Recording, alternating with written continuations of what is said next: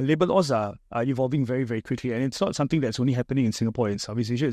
It's a global trend, and I think countries, governments, legislatures are looking at how to deal with emerging trends like work from home, for example, and other forms of flexible work arrangements. Yeah. So really, there are a lot of legislative changes being made. We are seeing a very, very big trend as well in terms of how digitalization is affecting workers in all of Southeast Asia as well.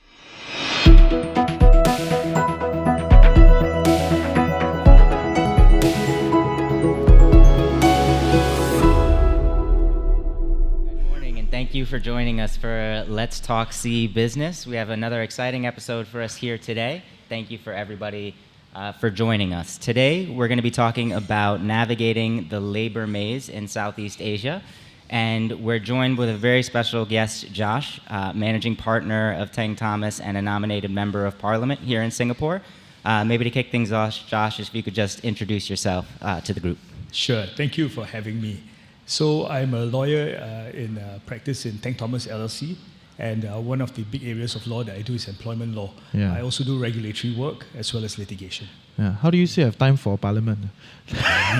Parliament sits once a week, Okay. So I think it's easy to find time amidst the things that I'm doing. Hardworking.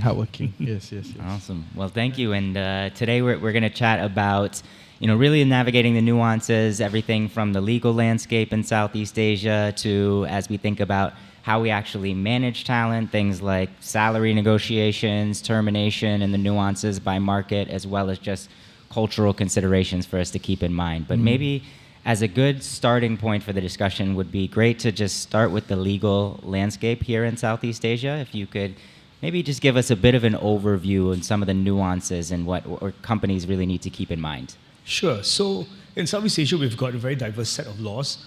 We've got countries which are part of the Commonwealth and use common law. So these are primarily Singapore, Brunei, and Malaysia. But Myanmar has a form of common law as well. And then we've got countries that use civil law. So you'll see that their laws are generally called codes, like labor codes, for example. And these are Myanmar, Vietnam, Indonesia, Philippines as well. Okay. But beyond the nomenclature, Yes. Yeah. Maybe we just kind of help us for reference sake, because I think our audience are mostly operating in Singapore to begin with, right? And trying to expand into the region. So maybe we use Singapore as a reference, so that it's easier to kind of so where does the other country stand alongside Singapore, right? So Singapore labor laws, Employment Act, all those kind of jazz. Maybe just give us a high level overview on this. Yeah. Okay.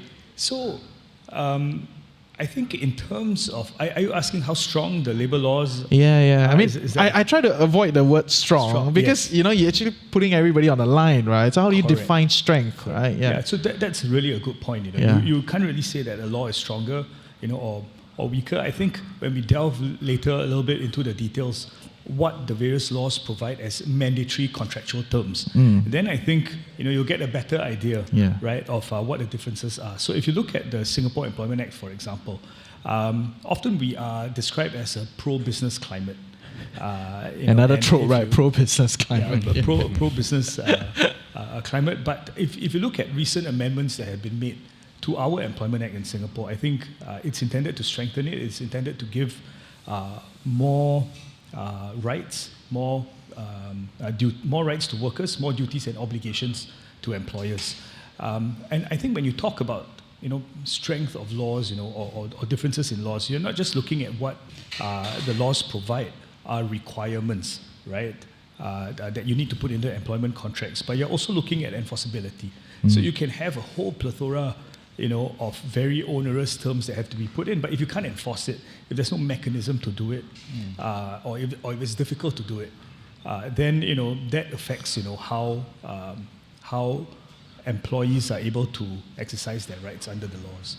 So if you look at Singapore, for example, I think our labor laws are very strong in that we've got a very robust system of enforcement. So we've got the TAFEP, which is the Tripartite Alliance for Fair Employment Practices. So if you've got an employment grievance, you can go to TAFEP and TAFEP will assist you.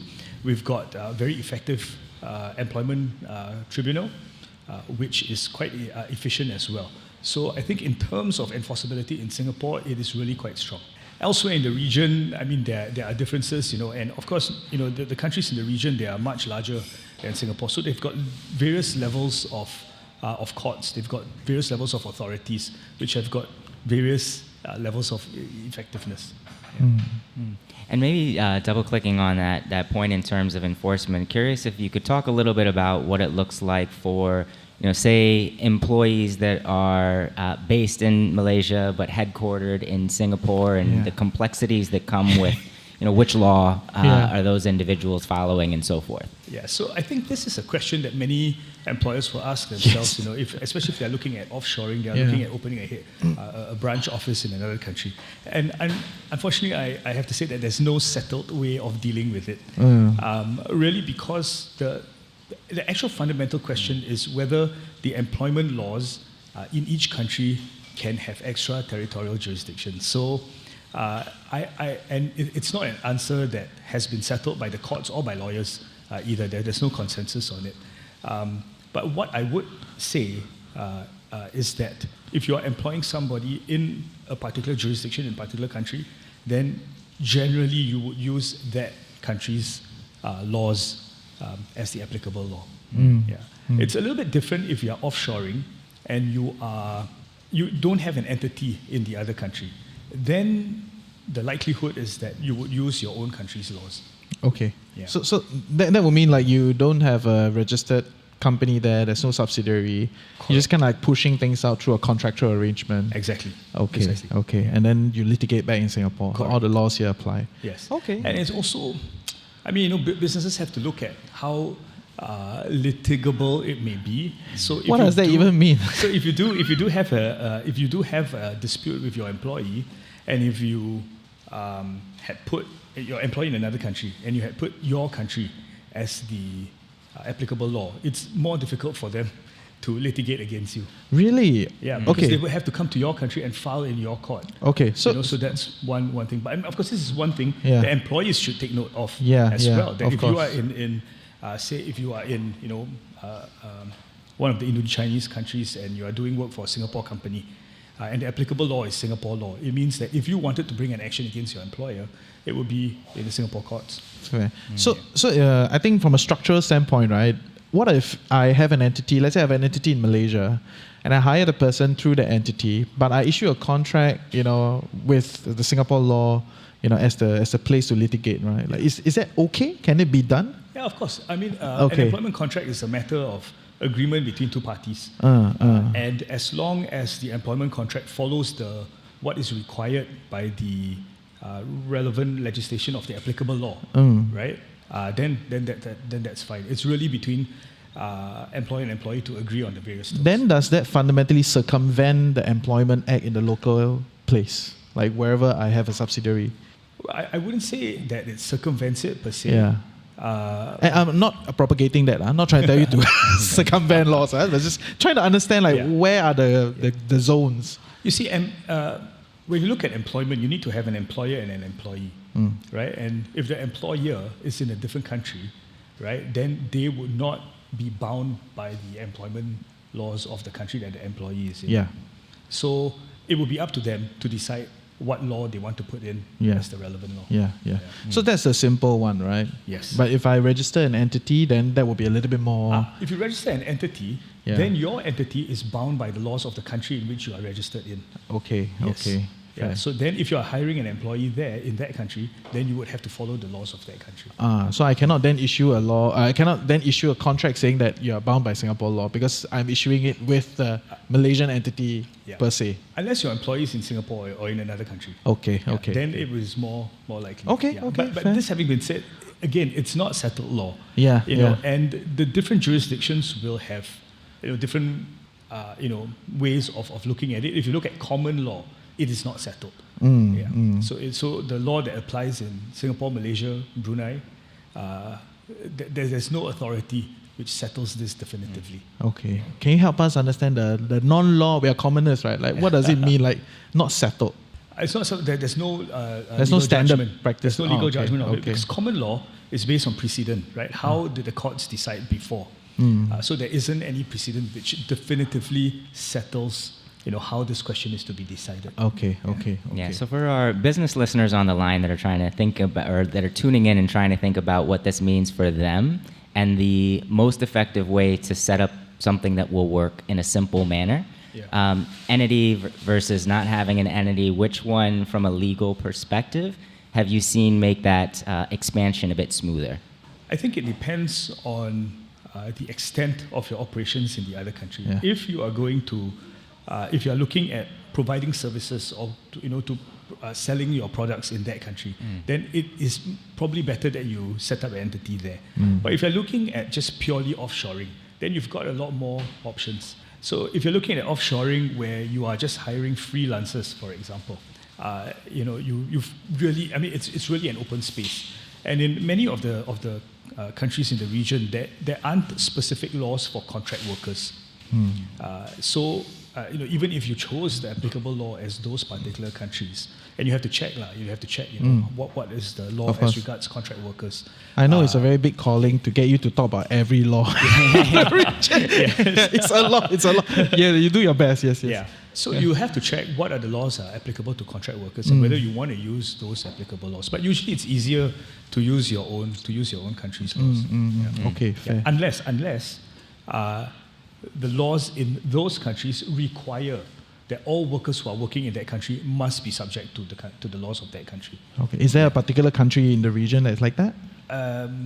If I recall correctly, I think Myanmar has got such laws, but I'll have to check. Yeah, I get it. It's the specifics, right? Yes. Okay. So if we use Singapore as a baseline for understanding employment, understanding labor laws, right? So what are some other countries that have like very similar characteristics to how Singapore does it? I mean, I know there's a common law idea, right? But when we hire people, we have all these processes and we look at all these parameters, right? So I think generally it would be quite similar in that, I mean, when you look at an employment contractual relationship, you're really looking at several very basic things. Yeah. You're looking at what they should be paid, what the workers should be paid, what are the annual leave entitlements, medical leave entitlements, termination, right? How should a company handle termination? So these are the general elements of what would go into an employment contract. But, I mean, of course, the requirements of the laws in the various countries are quite different. So if we go, should I go yes, element please. by go in, element? yes. Okay, so maybe we start with salary first, because I think that's probably foremost in the minds of employers. So when we look at salaries, I think the critical thing that we want to make sure we don't run afoul of is minimum wage. So the various countries have got different provisions. I think almost every country in Southeast Asia has got some form of minimum wage. Even in Singapore, we've got minimum wage plus, which is progressive wage model, and that's sectoral. So if you look at the countries around the region, they have either sectoral, where for particular sectors there's a minimum wage that's prescribed, or regional. So particular regions within the country would have different minimum wage. So if you look at Indonesia, for example, there's a particular minimum wage for Jakarta, which is significantly higher than if it is in the other more rural parts of Indonesia. If you look at Vietnam, if you look at Cambodia, they have got sectoral wages, minimum wages as well. In particular, in the textile industry, there's a particular wage that has been prescribed and started this year. So if you look at Malaysia, I think there's a national minimum wage augmented with a regional kind of top-up as well. Okay. So you'll have that. I think the national minimum wage is 1,500. So you'll have to look at the particular laws as regards salaries to make sure that you are paying at the minimum wage. Then the other area of an employment contract that you look at would be your various entitlements in terms of annual leave and medical leave. So Singapore, we have a minimum of 7 days of annual leave and medical leave a minimum of 14, which can go up to 60 if you've got hospitalization, right? And this is often misconstrued. The 14 days is actually part of the 60 days. So it's not 60 plus. It's not 60 days of hospitalization plus 14 of medical. 14 medical is part of the 60 days of overall medical leave. So if you look at countries in the region, Indonesia is very, very interesting in terms of medical leave. There's no minimum medical leave. There's no maximum medical leave. Essentially, there are prescriptions as to how much of the salary should be paid for the certain amounts of medical leave that is taken. Let me explain. Yes. So, for the first 4 months of medical leave that has been taken in a year, the worker must be paid full salary. Okay. So essentially, you've got full salary paid for 4 months of medical leave. For the subsequent 4 months, it's 75%, and for the subsequent 3 months after that, it comes down to 50%. Yeah. But that's very long medical leave. Exactly. So in Indonesia, you have to check and make sure that you understand what are the obligations of employers as regards medical leave. And then generally, in other countries, there are various stipulations as to how long, what's the minimum medical leave.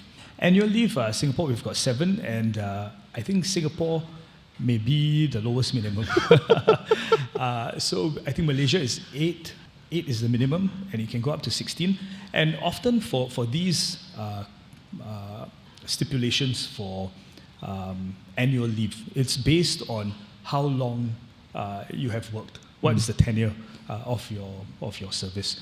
In Singapore, I think you have to increase it anyway. You have to increase it by 1 day for every year of service. So that's something that is in our laws. But in other countries, they start, of course, at a much higher level. Cambodia, for example, is 18, if I'm not wrong. So you start immediately with 18 days of leave mandated by law. Termination. Before we go to termination, I want to ask a little bit about holidays, right? Because I do have teams in different parts of Southeast Asia, right? And sometimes I struggle to operate when they have a holiday. You know what I mean? Like maybe Sultan's birthday or whatever, which in Singapore we have no clue about all these type of holidays, right? So is it okay for me to just say, never mind, we'll just follow the Singapore calendar and anything, because I just want to be within the parameters of the law, right? I don't want them to go around and, start to sue me or something, right? Which is a reality. It's hard to operate if there are too many holidays moving around, right? So I just want to understand, is there something there? Sure. I think this is a really interesting and it's a good question. Public holidays are a construct of law. The government bylaws says that these are going to be public holidays because there are consequences. Because in some jurisdictions, you've got to pay a certain amount if people work, on public holidays, for example, in Singapore as well. So there are constructs of law, and again, it comes back to the applicable law. So if the applicable law is the law of that country and their holidays in that country, then they are entitled to these public holidays. They're entitled to it, but I think if not all of the jurisdictions, it provides some allowance for how much you should pay them extra if they do work on a public holiday. So you may want to take that into account. Thank you for working on holidays. Is there actually maybe building off that, is there, in terms of an agreement that can be made between an employer and employer, so employee and employer. So as an example, let's say there's an employee that's based in Malaysia, and they prefer, for whatever reason, to actually go by the Singapore calendar. Maybe they have family here, and it's just easier for them to go by that. And so both employer and employee want that arrangement and agree to that arrangement, but the person is in Malaysia. Is that something that can backfire on organizations in the sense that even if it's written into the contract, the law of the land, supersedes all? And, so what to be mindful of there in terms of side agreements, if that makes sense, relative to what's actually the law of the land. So again, it's a matter of agreement between employer and employer as to what the applicable law would be. So if it's Singapore law, although they're working in Malaysia, then they will be subject to Singapore law. Okay. Let's Talk See Business is brought to you by Glint's Talent Hub. We understand that building a thriving business is immensely challenging. It is especially intense for business leaders like yourself. Hence, we want to journey with you. Glint's Talent Hub is the leading all-in-one solution for all your talent needs. Our mission is to pair you with the right talent anywhere across Southeast Asia that fits the unique needs of your business. From there, we handle all your talent management needs. We're talking talent sourcing, hiring, EOR, PEO, talent development. We have a track record of 2x faster team building and up to 70% cost savings. If you want to expand in Southeast Asia, we are your partners. Connect with us, link in the description below. And maybe just a little bit on the variance between management and, most workers, right? Because I think in Singapore there's a little bit of this difference, right? Once you're in management, then cannot claim OT lah. All these things, is no longer applied to you, right? So is this a common practice around the region where there's a difference between labor laws that protect the management and labor laws that protect the workers? Yes. So in Singapore, it's called Part 4 of the Employment Act. So if you earn below a certain wage for workmen and non-workmen, then you're protected by Part 4. So Part 4 prescribes, for example, how many hours you can work. If you work overtime, you should be paid a certain amount. Once you're out of Part 4, you are no longer entitled to overtime pay. Yeah. So I think this is what you're talking about. Yeah. So in Singapore, we do have these laws. It's similar in Malaysia as well. For the rest of the countries, I am not entirely sure. It's okay to say you're not entirely sure. Yes. But if you look at a lot of the protections, right, many of them are based on the type of work that is being done. Okay. And also the wages that are being earned. So I think it would not be dissimilar from what we have in Singapore. Okay, fair. Thank you. Yeah, I know you it's not easy. Yes. Yeah. We've got 10 countries. Exactly. Yeah, every country you study 4 years, that's 40 years, right? So yes. Yeah. Talk a little bit about termination. I know you want to share a little bit more. Sure. Various countries provide a minimum term for termination, and usually it is also determined by how long you've worked in the company or how long your contract with the company has been. So if you look at Vietnam, for example, the minimum is 3 days, but it can go up to 60 days, depending on how long you have worked. And then there's also this question of contract workers. So if you are a contract worker, for some of the countries, they do specify a minimum notice period. In Singapore, there isn't any. In general circumstances, but there are in some circumstances there may be some requirements. So you have to look at that, whether they're contract workers or whether they're not contract workers, and whether there's a minimum notice period that is provided. Indonesia is, again, another very interesting example. So if you look at termination in Indonesia, if it is termination by mutual agreement, then you don't have a problem. You can go ahead. But if it's not by mutual agreement, and say, for example, the employer wants to terminate the employee for whatever reason, then the Ministry of Manpower or the Labour Court has to be informed, and then the employee has a right to say, no, I don't want to be terminated, and can file it with the Ministry of Manpower. And then it goes down a particular process where the employer needs to show cause as to why they are terminating, for example. Yeah, so that is something that Singapore employers should also take into consideration if they're looking at doing business in Indonesia.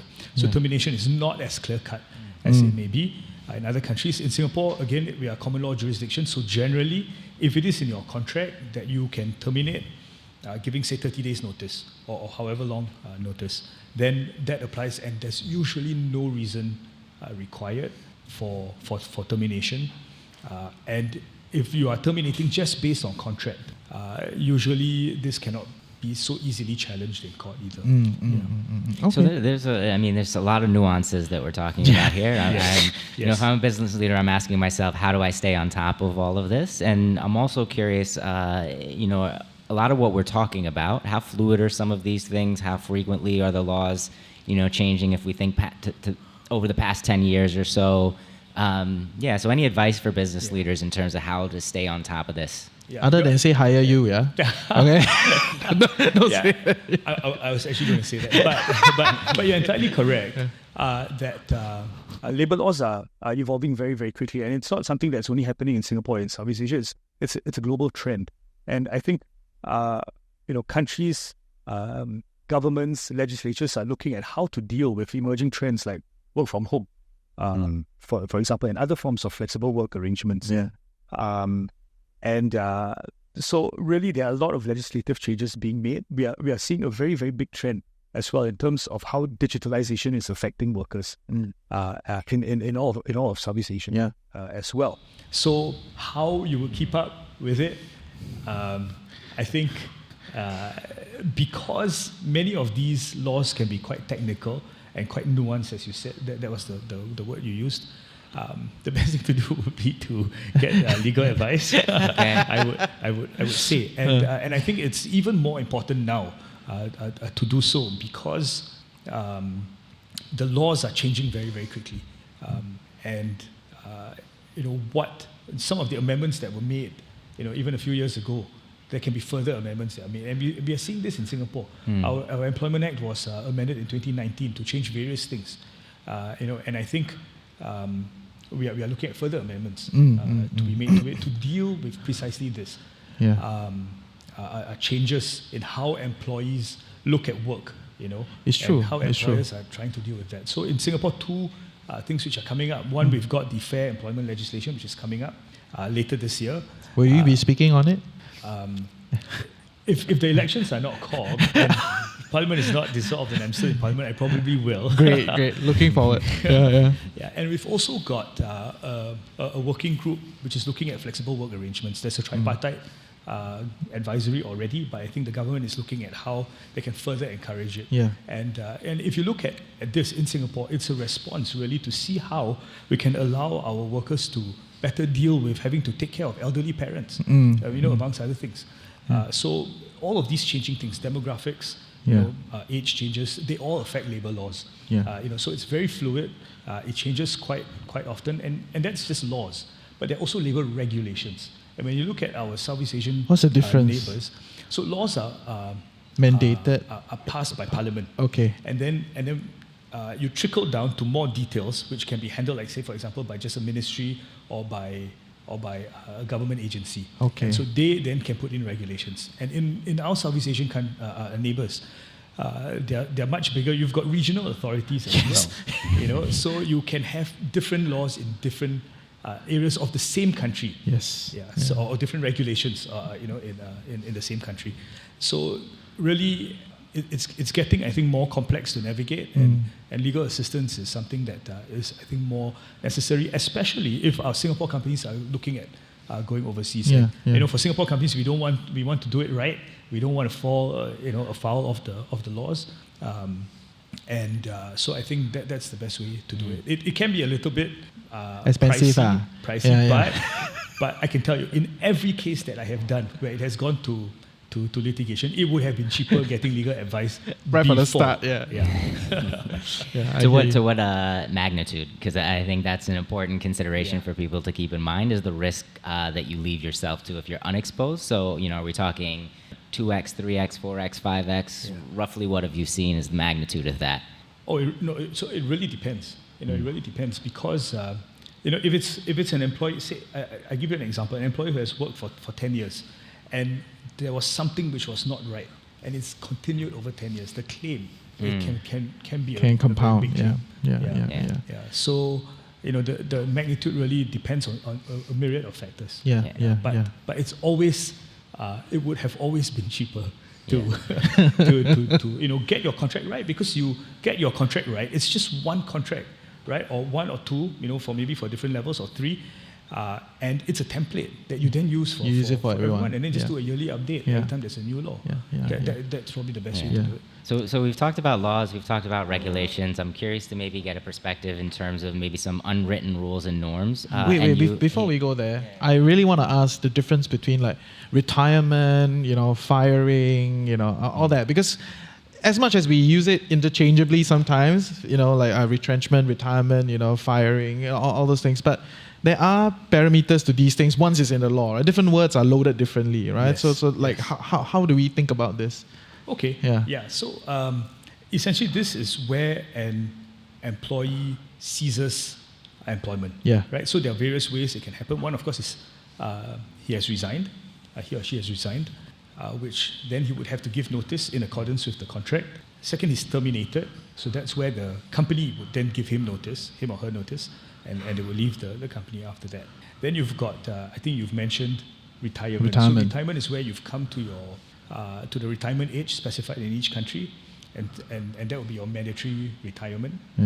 So you retire, but in Singapore we've also got re-employment. So after your retirement, you can still be re-employed after that. Then you've got retrenchment. So retrenchment is interesting because retrenchment is essentially termination with an intention to hire for the same position not far down the line. That's the definition of retrenchment. Okay. So do the laws, and I think our audience will be relatively familiar with Singapore laws, but to these terminology kind of perfume around Similar. the area is about the It same. will be similar, yes. Okay, fair. Yeah. Thank you. Yeah. No, so I was wondering, as you were talking earlier about the laws, the regulations, I'm wondering if we can maybe go into some of the unwritten rules. And you had mentioned something Unwritten about, rules. Well, no, because you had mentioned something about remote work as an example. Yeah. And that's the thing. During COVID, obviously there was a lot of need for that flexibility. Now we're starting to see a lot of organizations move back to an in-person model. That's something that's not going to be written in as a law. It's not going to be in any sort of regulation. But it is an understanding that, especially if the employee joined that organization during a fully remote period, as an example, and now the organization is moving back to a hybrid model or an in-person model. That has major implications, especially if we're talking about places where traffic is a really big consideration, if we're talking about Indonesia and Jakarta and so forth. So really big issues that aren't going to be addressed by law or regulation.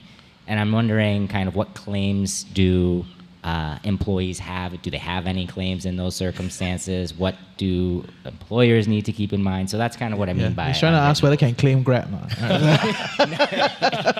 No need to go back office. Right.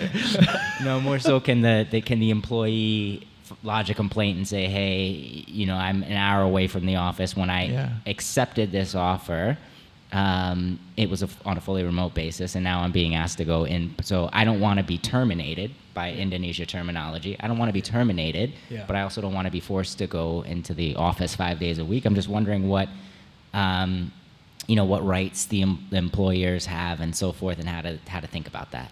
So rights arise out of two things. The first is what's in your contract, and second, what's in the relevant statute. So what is your employment law or your labor code?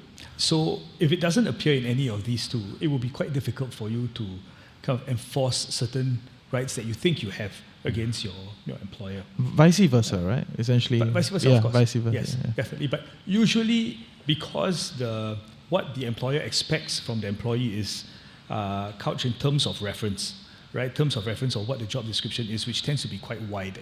So generally, employers have a little bit more, leeway in what they can say they expect from employees. So if the employee in your example had accepted a job in which it was remote working and it's contained in the contract, then it is something that he can enforce and say, no, I don't want to go back to work because it is contractually provided for that my place of work, will not be the office. It will be somewhere else.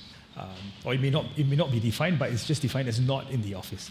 Because I think it will be quite onerous to have a contract that says that you must work at home, for this duration, of the working day. So really, you have to look at what is in your contract. But I mean, this is a very legal approach to it, and I think that as we came out of the pandemic, and we are looking at a lot of changes to how work is done. Digitalization, for example. You can work remotely now. There's no reason for you to be in the office. But the internet must be good. Internet must be good. That's exactly. So you've got to have good connectivity.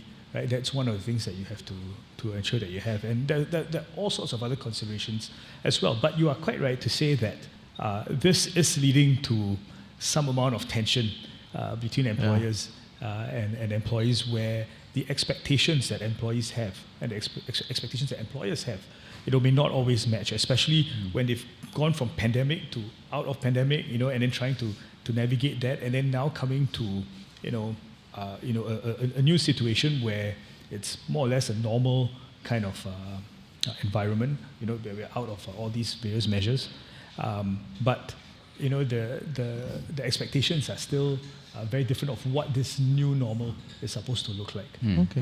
And and I speak as a lawyer. For me, I think it's very important to me that my associates are in the office with me, and this is based on my own kind of upbringing as a young lawyer, when I felt that I learned a lot in interaction with my bosses.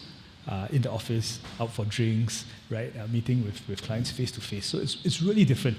And the experience of growing up as professionally as a lawyer remotely will be very different. And I think that it will make for a lawyer that is not as good as one who's in the office and having that interaction with peers and with senior colleagues. Yeah, so one of the things I'm hearing is I feel like for the employers and for the business leaders, the messaging as to why, as in this instance, why you're going back into the office, because it really is for the development of the individuals. And I find that sometimes that's the disconnect. Yeah. In that, and the employees are saying, hey, this thing is being done to me, when the organization is kind of thinking about it as like, actually, we're trying to do this for you. And there's that disconnect. And so I think part of what I'm hearing is for the business leaders to really be mindful of the messaging as they go out with it. Cannot just rely on contracts. Messaging matters. Precisely. Yes. And it's different for different professions or different jobs or different workers at different levels even in the same company. Yeah. So I think it's no longer a one size fits all, and you've got to look at, and your contracts as well may not be a one size fits all. So some workers may negotiate for working outside the office to be included in the contract 2-3 days a week, for example. So contracts may have to change to accommodate these sorts of requests or expectations as well. Fair. Okay, that's pretty good, right? Thanks for sharing, right? For our audience, if they want to get to know you, where can they connect with you? I am on my website, tangthomas.com. You can also find me on the Parliament website. Don't I have a page all to myself. Okay. Thank you for your time. Nice. Yes, thank you so Move much. into Q&A. Do we have time for Q&A? Any questions that is contextual to you? So, a non-compete clause. Again, I have to give you kind of a nuanced answer. Of course. A non-compete clause can be enforceable under certain circumstances. First of all, you have to look at the scope of it. If the territory that it covers, say for example, you may not compete in the whole world, against a company that's based only in Singapore, this would be considered an unreasonable clause and it may not be enforceable. In terms of time, that's the second thing the courts would look at. If it says 6 months, 1 year, it's more likely to be enforceable than if you say for all time, or if you say 5 years or 3 years. Then the level of the employee is also important. So if the person is a CEO, if the person is someone who had significant contact with clients, significant understanding of the product or service, significant standing, then that could be one reason why a non-compete clause would apply, as compared to someone who's much lower down, in the ranks, and who would not have that ability to affect the company, in such a big way if they were to compete. I think it's the courts look at it as a balance between protecting the proprietary interests of a company versus protecting the ability of an individual to find work and to make a living, and that's how the courts look at it. So generally, the higher up you are, the more likely a non-compete clause would apply, and generally, the more restricted it is in terms of territorial scope and duration, the more likely it is to be applicable. Mid-level and low-level workers, generally, it would not apply. Even across the region, you think that's kind of more or less? This one, I'm really not sure. Okay, fair. Thank you. But Malaysia, I think Malaysia, Brunei, again, in a similar position, Myanmar as well. Fair. But we do have a guideline that's coming up soon on non-compete. So the Ministry of Manpower is looking at it. This is actually quite a big thing. So it's looking at all sorts of restrictive clauses, not only non-compete, but non-solicit, non-solicitation of employees of your former company as well as clients of your former company. So it's something that we're looking forward to. But my feel of it is that it's going to crystallize what is already existing in common law, which is what I had described earlier. Fair. Awesome. Nice. Any other questions? Generally, there's an intent to rehire for a similar or the same position later on, not too far down the line. So that's why it's called a retrenchment and not just a pure termination. So that's how the law distinguishes it. And when MOM is not so concerned, is this being recorded, this part? Is it being recorded? Yeah. To my understanding, MOM is not so concerned. Okay, I love it. Yes. Everything is recorded. Yes. MOM would not, to my understanding, MOM would not be so concerned if it's just one person who's being terminated. But I mean, of course, if it falls under the definition, it falls under the definition. It's when you've got a large number of people, who are being terminated, and there's a possibility that you're going to rehire for these positions again, then that will be a retrenchment exercise, and there's a whole procedure for it. You have to inform MOM, and then there are certain things that you need to look at in terms of benefit. So the laws do protect people who are likely to be retrenched or who may be seen to be retrenched. And the reason for registering it with MOM is not only to notify it so that MOM can look at what you're doing, but it's more actually to get the relevant agencies, in particular Workforce Singapore, to reach out to these people to tell them, okay, let's see how we can help you to find another job, for example. Nice. Yeah. Thank you. Good question. Anyone else? Last question? So that means a non-complete clause is, outsized. If it's outside. Yeah. If it's outside, it's not. So when I say not enforceable, so whether it's enforceable or not enforceable only comes into play if legal action has been taken. So if an employee feels that, look, I want to go and work for someone else, maybe in the similar industry, similar position, the action is usually taken by the employer, right? So the employee has left, and the employer has taken up a job which may appear to violate the non-compete clause. Yeah. The employer takes action. Then it comes before the court. So the court must decide whether it's enforceable or unenforceable.